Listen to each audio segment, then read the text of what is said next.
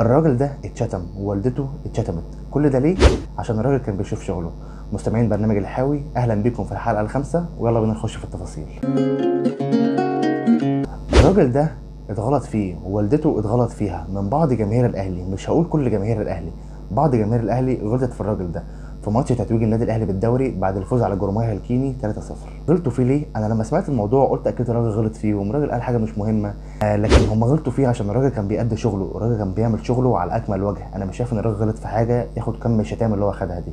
عيب يا جدعان، على فكره عيب والله. كل واحد مننا امه غاليه عنده، ما يتحملش ان اي حد يغلط في امه. لا، واللي يغيظك كمان في الموضوع واللي يضايق ان لعيبه النادي الاهلي كانت واقفه بتضحك في مشهد. انا اعتقد ان الكل شافه، فيديو منتشر على السوشيال ميديا.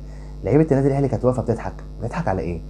انت لو حد من الجماهير غلط في امك انت بتطلع تعمل حوار كبير وتطلع تتكلم كتير. ما كانش، انا مش شايف بصراحه ان ده موضوع ساذج من لعيبه الاهلي او